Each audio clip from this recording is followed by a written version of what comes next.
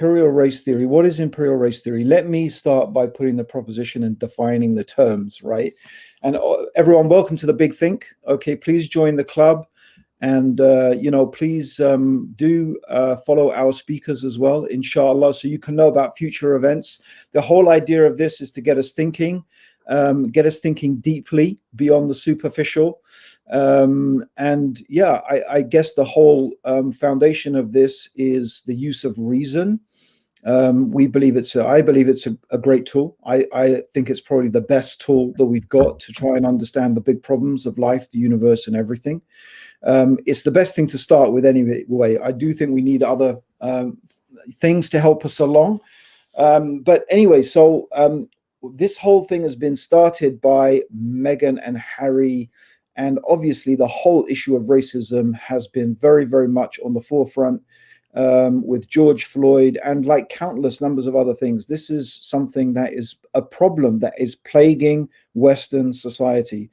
And I'm going to put forward the argument or the contention that this is endemic. This, when we talk about systemic racism, when we talk about institutionalized racism, I want to trace this back to what I think, and this is my opinion based upon, I guess, my background. Let me tell you a little bit about my background for those of you who don't know me. My Muslim name is Abdurrahim Green. I was, named at birth Anthony Green, Anthony Wadsworth Gavin Green. My dad was a colonial administrator in what was then Tanganyika. I was born myself in Tanzania, in Dar es Salaam in Tanzania, right? I went to a private school, a place called Ampleforth College. So you could say that in some way, shape or form, I'm from the ruling elite, okay? And that my dad himself was born in Singapore. My grandfather was a governor in Malaya at the time, right? We have some deep colonial roots. And so I'm talking partly from my own experience and partly from my study of history.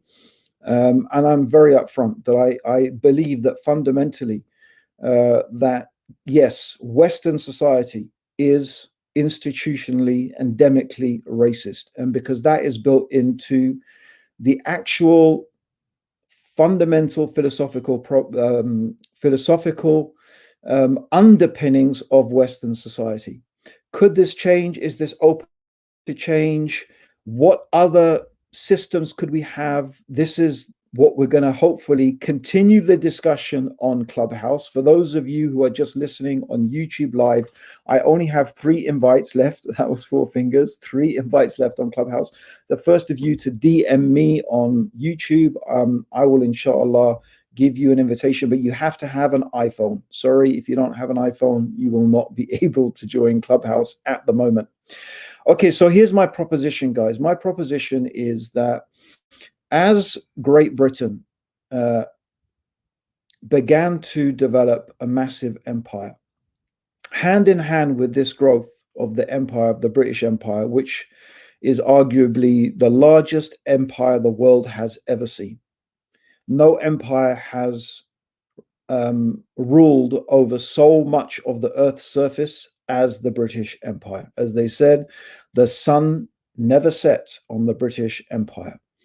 It was absolutely massive and encompassed many, many different races, many, many different cultures, and it imposed its ideas, maybe not imposed, but it certainly influenced and put these ideas in the nations that it ruled over. So what are these ideas? I think the fundamental idea is actually capitalism. That's the first thing, right? Now, just because I'm going to make some critique of capitalism, it doesn't mean I'm communist, right? Okay, there are alternatives, right? I'm far from that. But the point about capitalism is unrestricted, unrestrained capitalism. This is the first thing. With the idea of capitalism, inevitably develops a belief system that is connected to the value and the importance of money and finance. And so I would argue that from a worldview perspective, from what you might call a philosophical perspective, the idea of materialism and capitalism go hand in hand, because the capitalist ultimately is going to be motivated by making money. And I know I may be reducing this to very simple sound bites. I don't think that's a problem, by the way. It doesn't thinking deeply doesn't mean you need to know lots of philosophical terms, right? But it does mean you need to search deep within yourself to come up with some answers. So this is what I would contend, that capitalism and materialism, they are ideas that go hand in hand, because ultimately the purpose and the objective of a capitalist economy, a capitalist society, is to generate income. And the way that they generate income is by getting people to purchase and to buy their goods. That's that's what capitalism is. They want people to buy their product, and they will do that by hook or by crook. And I've argued for years I've been arguing this, that spiritual truths are fundamentally and going to be diametrically opposed to capitalist ideology. This is why I believe that materialism and capitalism, whether it's in China or whether it's in the West, really can't tolerate a thorough adherence to any spiritual tradition, right? It's not just Islamophobia, it's religiophobia, right? Because any type of religious truth, right, even if that truth, in my opinion, may be confused with some other misguidance, but the fundamental ideas are rooted in some fundamental spiritual truths. All of them really seem to share a common theme. All religions seem to share a common theme, and that common theme is it teaches ultimately self-mastery, self-control, and that happiness is fundamentally not to be found in essentially materialistic things. And again, I don't think this is opposing the use of reason. I think this is exactly what reason could lead us to, right? Okay. So inevitably, there's going to be a conflict between the ideas of capitalism and its linked beliefs in materialism and spiritual truths. Okay, so therefore, as the imperial domain of Britain expanded, as the British Empire expanded, Christianity, although it may ostensibly seem to have played a part, and maybe it did, in the expansion of the British Empire, in reality, I believe that Christianity was pretty marginal. And it's interesting, by the way, if you look at the conflicts that were going on in terms of polemics in India between some Muslim scholars and some Christian scholars, right? So the British Empire was not really interested in promoting the missionaries. The British Empire was not really interested in that, because it was mainly interested in business and in making money, right? Okay, so therefore, I don't believe that Christianity, although it had a very, very important point and very important part to play in the formation of the psyche that allowed the British Empire to be driven forward, the British Empire, like human beings, naturally want to rationalize what they do. That's what we want to do. We want to rationalize it. We want to be consistent. That's what we want to do. So if we have a capitalist ideology, if we have this ideology of making money, and that's the path to success, and that's what defines success, we are inevitably going to come up with some type of ideology, some type of theory, some type of rationalization that tries to make sense of that and tries to justify it. And this is where science comes in. And not only science, but particularly Darwinism, or not necessarily the theory of evolution, but a particular branch of the theory of evolution, Darwinian evolution. So my contention is that Darwinism is essentially racist. It was there, and this is very important to understand. The idea that science is somehow free of prejudice is ridiculous, and it just does not face the facts, right? Maybe as a discipline, idealistically, that might be true. Bro, Abdul Haq, bro, could you put yourself on mute, bro? Could you put yourself on mute? If you don't mind, there's a little microphone button. If you could just press that and put yourself on mute. I will do. Yeah, Jazakallah khair, bro. Thank you. Okay, so and so therefore it becomes an intellectual rationalization for the idea that ultimately, as I've said it before, that the white middle class Englishman is the peak of human evolutionary development. So the whole concept of the survival of the fittest, this is extremely capitalistic, even though there is plenty of evidence in the natural world of empathy and symbiosis and of species cooperating with each other. You could come up with a very different theory of evolution. But no, the predominant one is this survival of the fittest, and that which is the fittest and therefore the strongest and the most capable survived. And who is the fittest? Obviously, the white man is the fittest. The white economies, the white political systems, and then by extension, presumably the white religious systems, and so on and so forth, is the fittest because the white man is the fittest. We are the ultimate end of evolutionary development. This is what I believe Darwinism ultimately, why it was embraced by imperialist Britain. And therefore, I think that this idea is so deeply imbibed within the generality of the white population of white people, because that's what we are educated with. Specifically, by the way, not just the generality of the people, but certainly most specifically the ruling elites, because this scientific theory is really in reality more than just a scientific theory. It is an ideological theory. It is a theory of what I would call imperial racism theory. It's the rational attempt to justify imperialism, and I believe it is still going on until today. It doesn't take even deep thinking, and this is called the deep think, right? You don't need to think that deeply. You don't even need to look that deeply, right? You just need to be a bit brutally honest with yourself. And you can see this all the time in the media.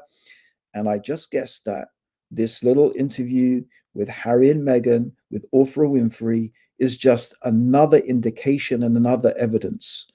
Are the royal family racist? They probably don't think they're racist. Probably not. They probably don't even realize it. They probably don't even know what racist. Probably don't even realize how racist they are because it is institutionalized. Anyway, Sabor, I would like to ask you, my brother, right? Of course, anyone can come along and say anything. And I have read plenty of times that people are saying it's absolute nonsense. Darwin was not racist.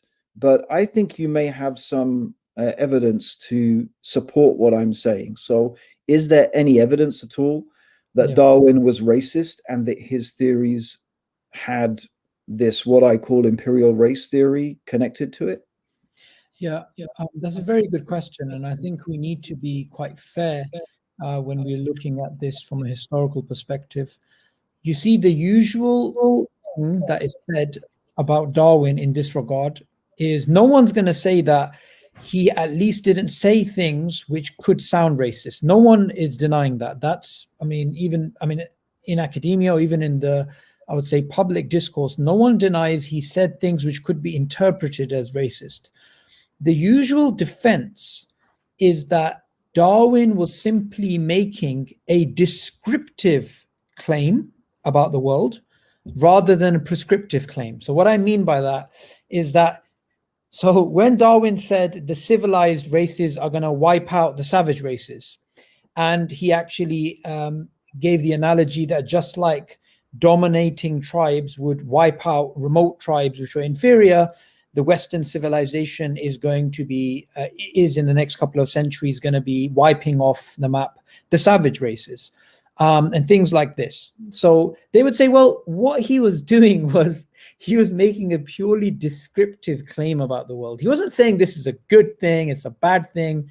He was just saying this is just something that's going to happen. That's the way that they try and put it. However, it's important to note that if you are going to be making claims like that, they will become prescriptive because the might is right principle, which, as you rightly pointed out, that there's a link between capitalism and Darwinism, is going to be applied. And in fact, there's some academic works about the link between British imperialism from 1870 to 1900, and social Darwinism, the works of Herbert Spencer and others, which influenced British politics.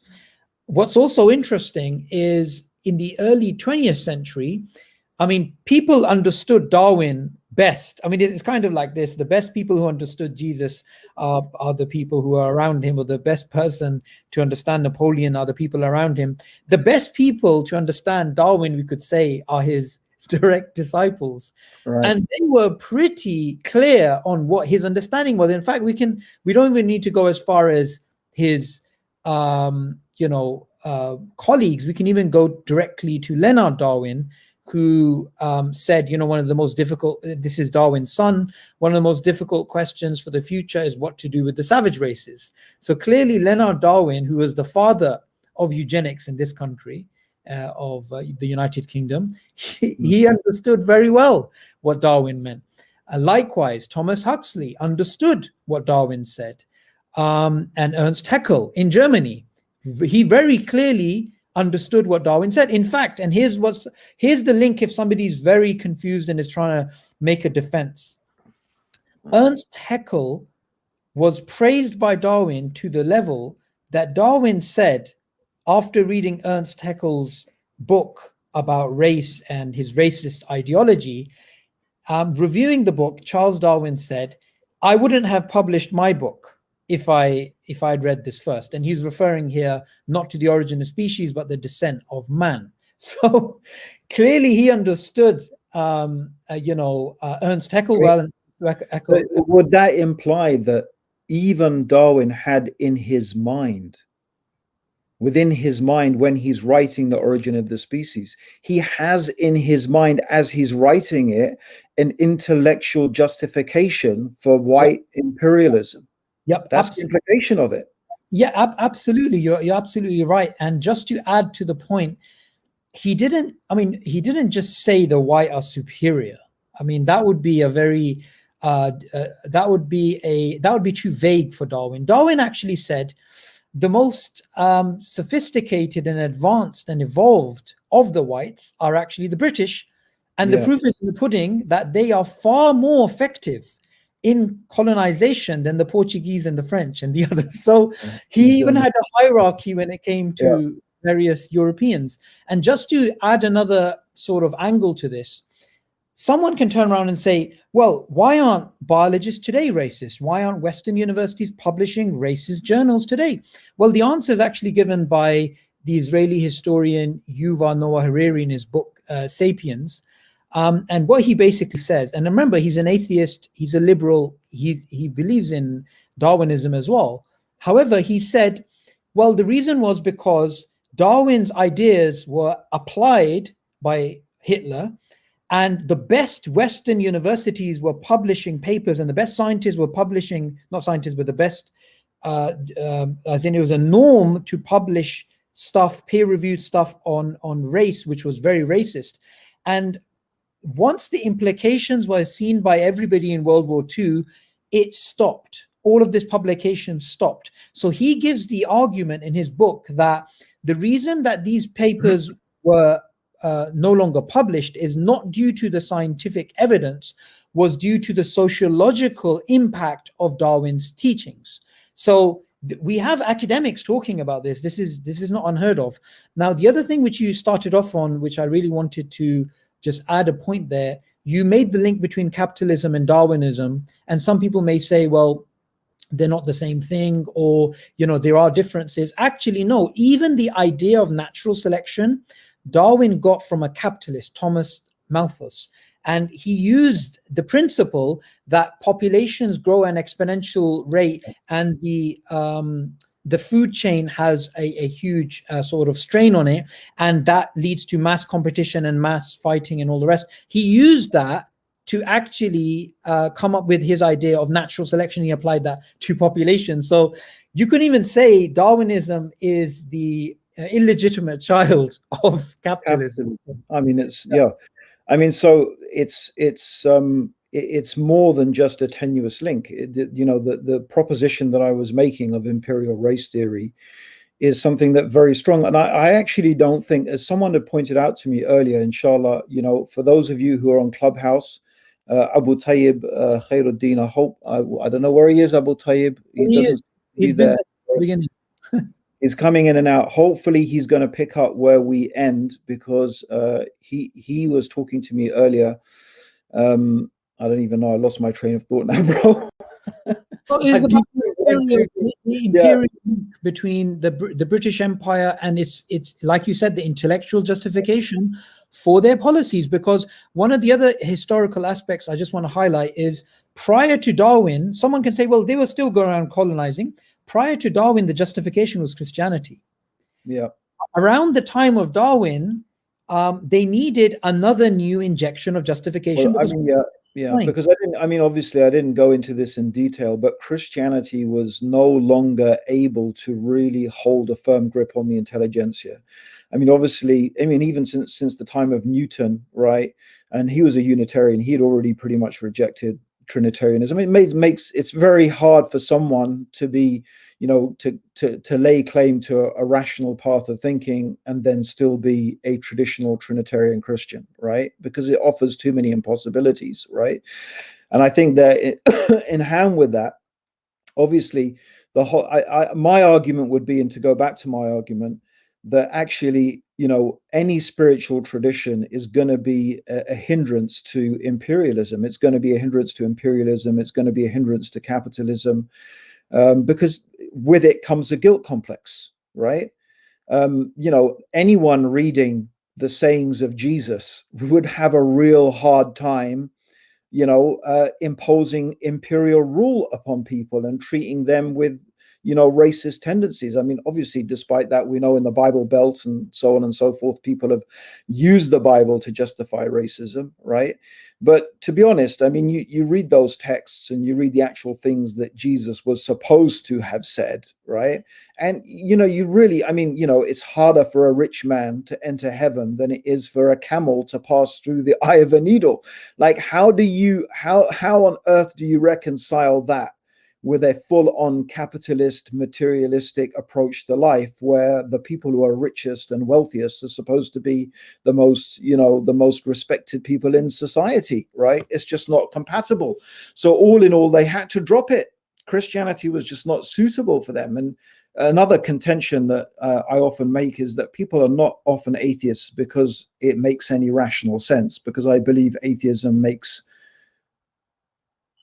I'll be frank, no rational sense at all. It's irrational, right? I think it's more irrational than Christianity, actually. But people are often atheists because they don't want to be constrained by particular rules. They don't want to be on a guilt trip. If I put it bluntly, people don't want to be in a guilt trip.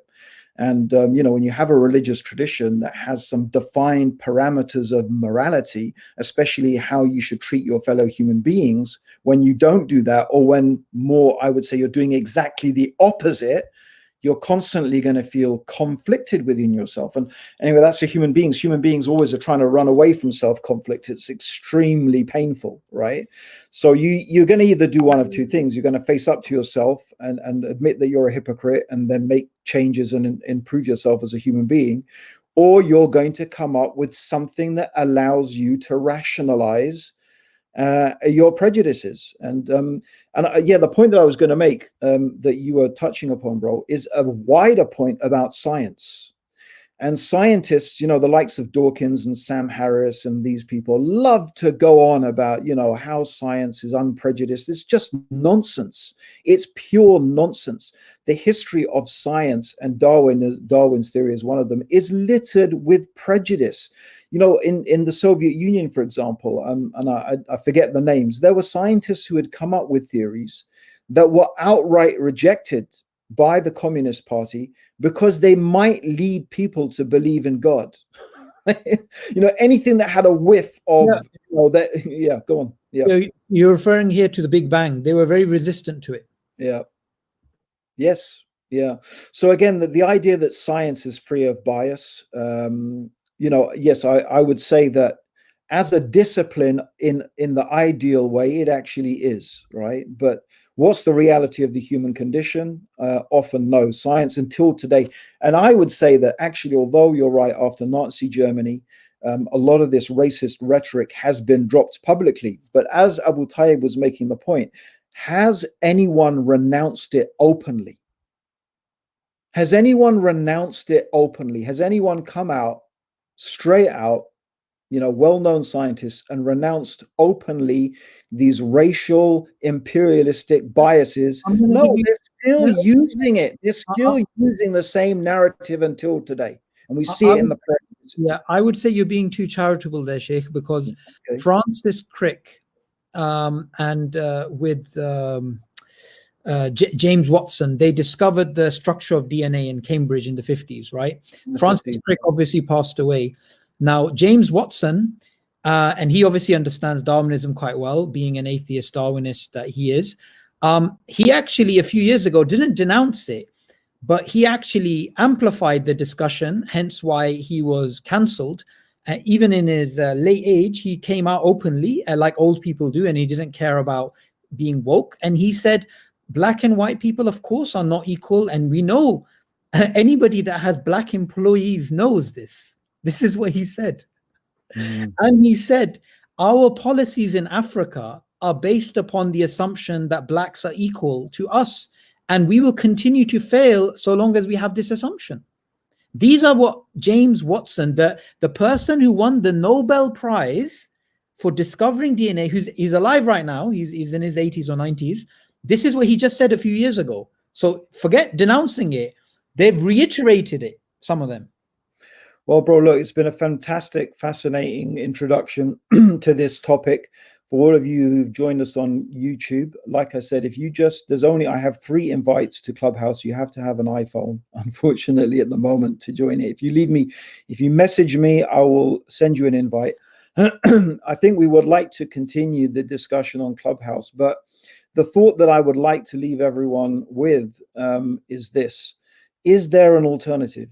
Is there a foundation upon which we could build a society that is not racist, on which we could still build a civilization? Obviously, some of you may know that we are Muslim and that absolutely we believe that there is a basis. And I think that 1,400 years ago, the Prophet Muhammad came and he said some really amazing things. There is no difference between the Arab and the non-Arab, no difference between the white man and the black man, except in piety.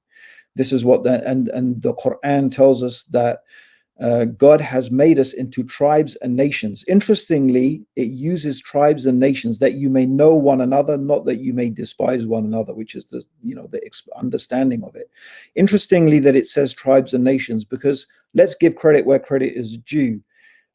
Darwin's black box, which is of course the unveiling of DNA, the unveiling of the structure of the cell, right, and its complexities, and now the whole examination into DNA has pretty much shown that race has no scientific basis. There is no scientific basis for race whatsoever, because the genetic variation between, say, 2 Nigerians, right, is probably greater than between you and me and another Nigerian, right? So if race had some real genetic factors, as far as I know, that it has no foundation in the understanding of genetics anyway. So that's a whole different topic. I believe that if society is institutionally racist, endemically racist, that means it is rotten to its core. It's not about individuals. It's not about the royal family. It's not about, Prince Philip. It's not about Richard Dawkins or any of the Sam Harris or any of these people or whoever they may be. It's not about individuals. It's about the underlying ideological foundations. If we're going to build a society on ideas of capitalism and materialism, then and the theory of the survival of the fittest and evolution, inevitably, in one way or another, it's going to end up, I believe, being in some way, shape, or form racist. So we need to find another foundation on which to build our societies. So hopefully now we're going to continue that discussion on Clubhouse. We've got brother Fahad Tayyib with us on the And Sabur, you've just joined us there. We were hoping that Dr. Abdul Haq Baker would come up as well, and Abu Tayyib Khairuddin. I don't know where he's gone. We were really hoping he was going to come in and add to the discussion. Maybe someone could message him. As for those of us who have joined us on YouTube, may Allah bless you. I hope you're able to join the discussion on Clubhouse. And anything else to add, Sabur, before we go?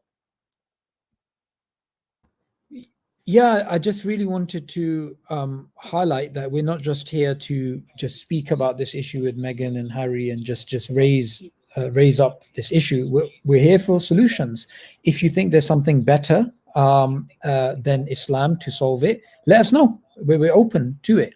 But yeah, like you said, Islam is the solution to racism. And that is evidence that it's not man-made, because it can solve something which man itself has not been able to solve for thousands of years. Yeah, if on the discussion in Clubhouse, if anyone wants to contend that, we're going to have a few more speakers, and then we will be opening up the floor for you to come.